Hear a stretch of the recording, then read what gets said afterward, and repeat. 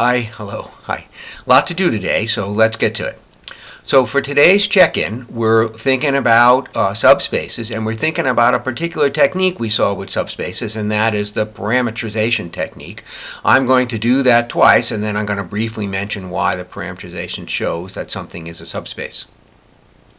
Okay, so this says this is a subset of the space of quadratic polynomials. So I'm going to refer to members of this subset as vectors because they're members of a vector space. Now I know they're quadratic polynomials. They don't look like 3 or 4 tall columns, but they are vectors. So I'm going to call them that. And here's a technique that helps a person a lot in trying to understand the descriptions of the spaces. I found by teaching the course that often people have trouble with the descriptions of the spaces. In some ways, it's too compact. So to help unpack it here, here's a nice technique. You write down 3 members of the space and 3 non-members, and that helps a person think through. When you write down a plus bx plus cx squared, where b plus 2c equals 0, you just kind of write it down and say, okay, what's the question now? But if you name 3 members and 3 non-members, you think through what is it that the space consists of. So let's get to it. Down to click that off and get to my pen. Okay, so I'm looking for the collection of a plus bx plus cx squared, where b plus 2c is equal to 0, and I'm looking for 3 members and 3 non-members.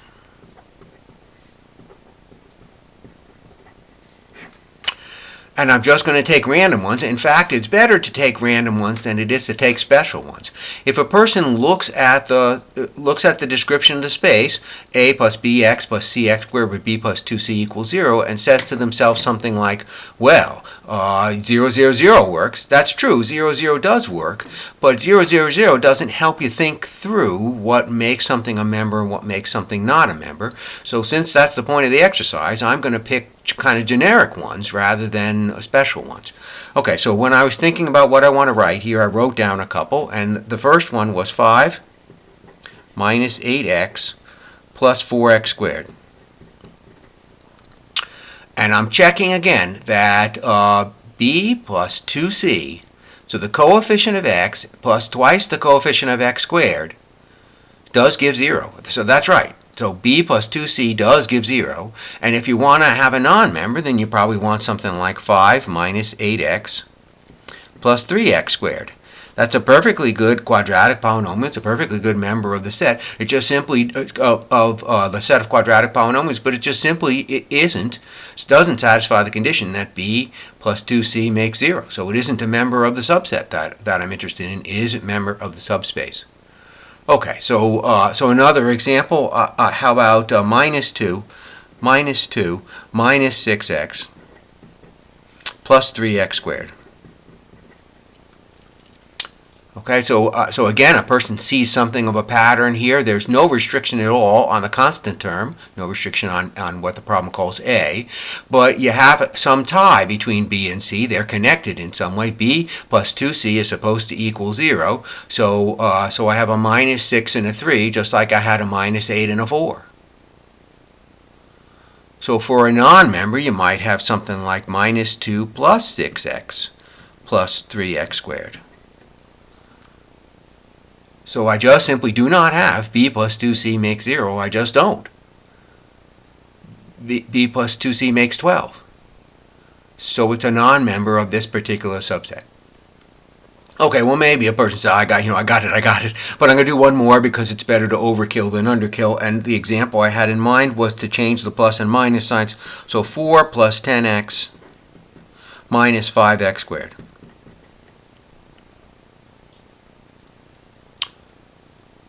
Okay, and it satisfies the condition that b add to twice c makes 0, and it does it by putting the pluses and minus signs in the opposite place, so that's all there is to it. Over here, for a non-member, you could have, say, 4 minus 5x plus 10x squared. And it just doesn't satisfy the condition. All I did was move the numbers around a little bit, but it changes, so it no longer satisfies the condition. The next part of the question says parameterize, so I'm going to take a plus bx plus cx squared subject to b plus 2c equals 0. And I'm going to rewrite b plus 2c equals 0 as that's a linear system. Only one equation, but it's a perfectly good linear system. It's got a leading variable and a free variable. So I'm going to express the leading variable in terms of the free variable to get b equals minus 2c. That's all. Now you're writing down here equals a plus minus 2c plus, times x, plus cx squared. Sorry about that. Where a and c are free. They can be anything. No restriction. And I like to break the a's and the c's out. I like to break all the letters out. So I'll write that as the polynomial 1 plus 0x plus 0x squared times a. And then the polynomial minus 2x plus x squared times c, where a and c are free. Okay? That's parametrization with the two parameters a and c, and this is a particularly handy description of a vector space. Okay, you probably don't remember the second question. The second question asked basically the same thing, only with a slightly different vector space, because this parametrization is something we will do over and over and over again, so I would just simply want to practice it. Not hard, I just wanted to practice it. So I'm looking here at number 2. I'm looking here at a plus bx plus cx squared, subject to a minus b minus c equals 0.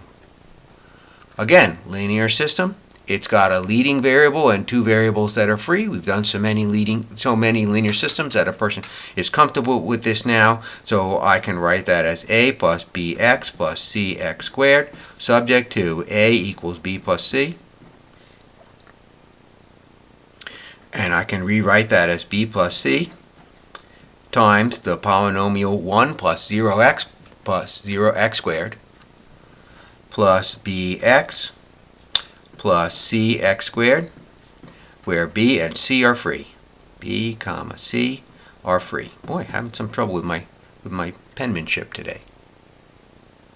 I like to break the b and c out as parameters, so let's see if I can do that correctly. I've done so little correctly. So I think I'm looking at b gets an x plus 1, so that's x plus 1. Oh, I like to write them in ascending order. 1 plus x times b, and I think I'm looking at 1 plus x squared times c, where b and c are free. Okay, so really the same problem in the two cases, but just sometimes you do a second one and you feel a little more confident. And then the last part says check that this is a subspace, and the point is that this parametrization here makes it easy to check that something is a subspace. Because if you have something like r times 1 plus x times b, 1, plus 1 plus x squared times c1, plus s times 1 plus x times b2, 1 plus x squared times c2, why then it's clear that it's something times 1 plus x, and it's something times 1 plus x squared. I'll let you work through what the somethings are. But it's clear that when you take a linear combination of linear combinations, what you get is a linear combination. This thing is back in the original space. Again, a linear combination of linear combinations is a linear combination. So I get a linear combination of 1 plus x and 1 plus x squared, and that's a member of the original space. So that's right, that's closure under linear combinations, and we saw last time the key result from subspaces is that makes something a subspace, is that if it's closed under linear combinations, then it's a subspace. Okay, very good. Okay, so we're ready to talk then about collections of linear combinations. We've come to see that subspaces, vector spaces in general, are well understood as a collection of linear combinations. You take a free collection where the letters are unrestricted. It doesn't say b plus 2c equals 0. It just simply says all b's and all c's. kind of stuff. You take a collection that is unrestricted collection of all possible letters that are reals and vectors that are in some collection of vectors, and you call that a subspace. And it's very easy way, very natural way to understand what a vector space is. We get that description by parametrizing, but anyway, once we have it, it makes a subspace. Just a very small remark here. If capital S is the empty set, then we're going to take that the span of the empty set is the trivial subspace, a subspace that consists only of the zero vector. That's convenient for a number of reasons. I'm not going to go into it because it's a small point. I write square brackets for span. There's no real standard notation for span. You do often see authors write span of S. That has the advantage of being explicit. It has the disadvantage of taking more letters, taking up more space. And you see some people write SP. Anyway, I'm giving you a heads up. I personally write square brackets, but you see other things. Okay, and then if some examples. So if, for example, I look at the vector space of all two wide row vectors, then I can look at the span of this one element set, and I get all multiples of that one element set. So if you just have C1, S1, and there is no S2, and there is no S3, and there is no S4, so if you just have C1, S1, that's what I'm looking at here. I'm looking at A times 1, 2, and that's going to be a subspace. Here's another example. This is a collection of two members of R3, two members of 3 space. You notice that they both have zeros.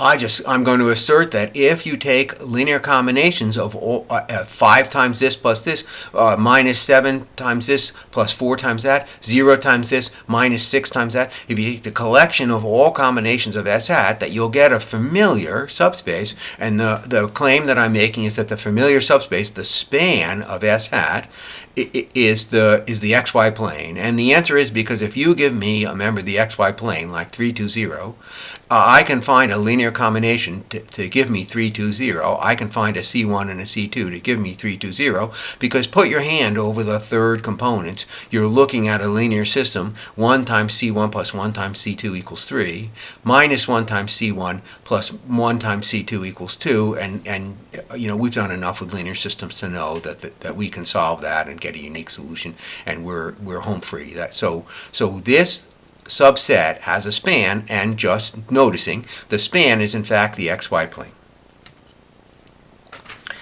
So you don't get any you don't get something that isn't in the xy plane, but I don't think, you know, that's not a surprise. It's true. It's not a surprise. So just another subset of real 3 space, just to name it. So this is less special than the xy plane. You 1, 0, 2 and 0, 2, 1, like 1s and 2s. I don't know. Makes it easier to draw. If you use 10s and 12s, then the picture gets so big you can't see it. So vectors that are in the span are combinations of these two. So I drew 1, 0, 2, there it is, and I drew 0, 2, 1, there it is. And vectors in the span are combinations of the two, so the span is a plane through the origin. It clearly goes to the origin here, because you could take 0 times the first plus 0 times the second, and that gives you the 0 vector. So you just have some kind of plane through the origin, and vectors that are in the span lie, the whole body, not just their tip, whole body lies in this plane. That's all. So it's a collection of combinations of 1, 0, 2 and 0, 2, 1. And the lemma says that in a vector space, the span of any subset is a subspace, but we already saw that really in the check-in, is that when you take linear combinations of members of the span, you're taking linear combinations of linear combinations, and that's a linear combination, so you stay inside the span. So that's exactly what the proof, I'm not going to go through the proof here, but it says if you take a linear combination, P times the first thing plus R times the second thing, then a linear combination of those linear combinations is again a linear combination, and so is an element of the span. So spans are a particularly felicitous way to view subspaces or spaces in general, since anything's a subspace of itself. So just to illustrate that previous lemma, sometimes an illustration helps a person more than going through the I's and J's. Not that the I's and J's are hard, but just sometimes it's more helpful. So I have that example where the S hat, where I have the two vectors whose span together makes the xy plane. I just illustrated by taking two members of the span, 5 times the first plus 3 times the second, minus 2 times the first plus 10 times the second. I just sort of made up some numbers, and then took a linear combination of those two, minus 3 times the first one plus 7 times the second one. So just a bunch of numbers instead of I's and J's. Sometimes when a person is taking this course, which often is the first sort of really abstract course that people take, sometimes they find all the I's and J's a little hard to wade through. The trick, the real key to figuring out I's and J's is to take out a piece of paper and turn the I's and J's into numbers, and then you look at it and you say, well, there was nothing special about the minus 3 and the 7, there was nothing special about the 5 and the 3, there was nothing special about the minus 2 and the 10. This all works with any number. Any number means I's and J's. Okay, and of course that's exactly what a person sees here. I want to illustrate something about subspaces. I've introduced subspaces and said that a good way to understand them is as spans. So I want to illustrate that subspaces are not sort of a willy-nilly pile, that in fact there's some order and organization to them. So I'm going to close today by illustrating that order and organization to them. So I'm going to show, for example, some subspaces of real 3 space. I'm going to show planes, lines, sort of stuff. I'm going to show subsets connected to their supersets. So let me flash over to the next slide. I know a person is probably still reading, but let me flash over to the next slide. I didn't pick anything special because, as I said, when you're trying to illustrate something, picking special things is sometimes less helpful than picking generic things. So these are supposed to be a collection of just kind of generic subspaces. But you'll notice something about the collection. So there's R3 all the way at the top. Here are the planes. Here are the lines. Here's the trivial subspace. Just the origin. What's this line mean again? I've connected this and the trivial subspace because the trivial subspace is a subspace of this line. I connected this line to the xy plane because this line is a subspace of the xy plane. It's the line y equals 2x, and that certainly lies in the xy plane. I connected the xy plane to R3 because the xy plane is a subspace. It's the span of S hat. Anyway, the xy plane is a subspace of R3. So that's what the lines are showing. And the other thing a person notices about this picture is that the subspaces fall naturally into layers. There's 3 dimensionals, there's 2 dimensionals, there's 1 dimensionals, and there's 0 dimensionals. I'm going to call that 0 dimensionals because it's the span of the empty set. So you make it by spanning a set that has 0 many things in it. Anyway, I'm going to call it 0 dimensional. So that is to say, subspaces, I don't want to leave the impression of leaving today. I don't want to leave the impression that subspaces are willy-nilly things. They do have some order and organization to them. Exactly what that order and organization is right down in the parametrization. For example, if you take this plane, x, y, z's, where x plus y plus z equals 0, a person recognizes that as the equation of a plane. Okay, so it's certainly a vector space. And I parameterized it in the way that I illustrated in the check-in. I parameterized it to write it as a linear combination of 2 things. If you do that to all the subspaces from the previous slide, there were not hundreds of subspaces on the previous slide, but if you do that to all the subspaces from the previous slide, you get that all the planes parameterized to be described by 2 vectors, all the lines parameterized to be described by 1 vector, and like that.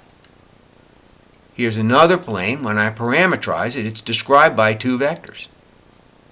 2 vectors. I know that there's no y in the equation, but it doesn't matter. It's described by 2 vectors. One of them is associated with y, and the other one is associated with x and z, but anyway, 2 vectors. So when you do that for the slide that I showed, connecting all the subspaces, you find that the subspaces fall naturally into the categories that, and I did a line. I want to get to the categories. Too far. There we go. That the subspaces fall naturally into categories. Those subspaces that are parameterized using 3 vectors, those subspaces parameterized using 2, those subspaces parameterized using 1, and those subspaces, this is why I took the trivial subspace to be parameterized by, to be described by the empty set, it's the span of the empty set, is to make this picture work. Okay, so flashing back here to, I did the planes, each of them parameterized by 2 vectors. Here's the line. 1 vector suffices. It's all multiples of the red vector. There it is. I parameterize it as a description. I got a description where I described every vector in that line as a multiple of 1 vector, 1/2, 1, 0. The y-axis obviously is all multiples of 0, 1, 0. And of course I can describe all of R3 as a span, in an almost silly way. Trivial subspace is the span of the empty set until I get to the picture that I just showed you a second ago. It's also the same picture that I showed you at the beginning of this section of the subspaces of R3 connected with the blue lines. And I get this picture. All of the described by 3 vectors, and then there's a layer of all the described by 2 vectors, and then there's a layer of all the described by 1 vectors, and then there's a layer of all the described by 0 many vectors. Okay, I want to close by saying that isn't just true for R3. R3 has a geometry. Everybody's familiar with planes and lines. So R3 has a geometry, and we started off by saying we expect to find planes, we expect to find lines. What happens when you look at a space where there isn't a geometry to point to, there isn't the same natural geometry to point to? And of course, the same thing happens, otherwise I wouldn't be talking about this. In P2, we find that there are all kinds of natural subspaces, linear polynomials, constant polynomials kind of stuff. And we find that the quadratic polynomials have subspaces. Here's a typical one, ax squared plus bx plus c, where a plus b plus c equals 0. Down here is the ax squared plus bx plus c, where a minus c equals 0 and also b minus c equals 0. And then there's a trivial subspace, consists only of the 0 quadratic polynomials, 0 plus 0x plus 0x squared. And again, they fall into layers depending here on sort of how much freedom you have. What do I mean by how much freedom you have? Well, we're going to make that precise by parameterizing.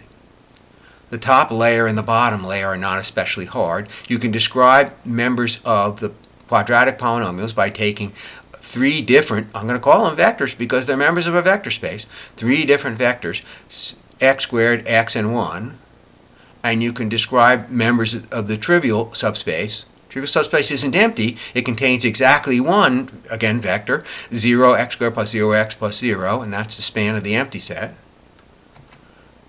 The linear polynomials, you express them as combinations of 2.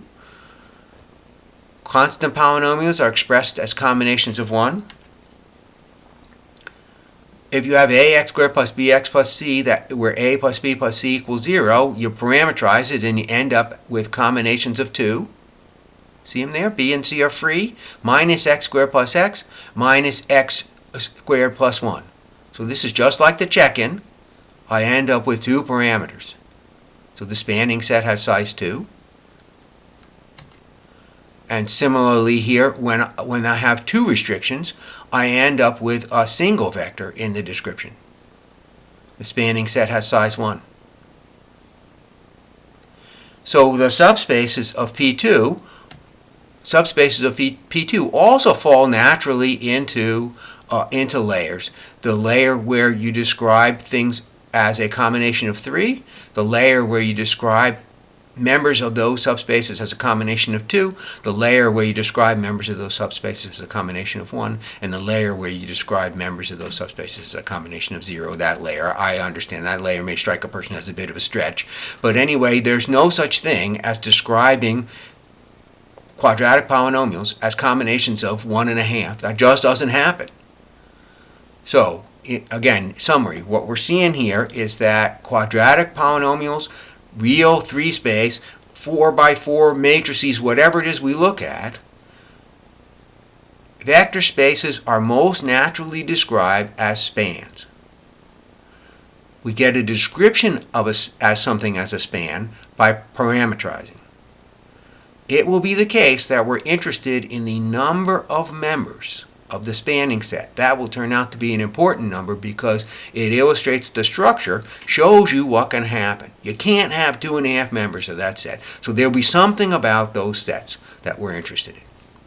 Okay, long day today, very good, but long day. So let's see here, pop up my slide for next time, and we'll see you next time.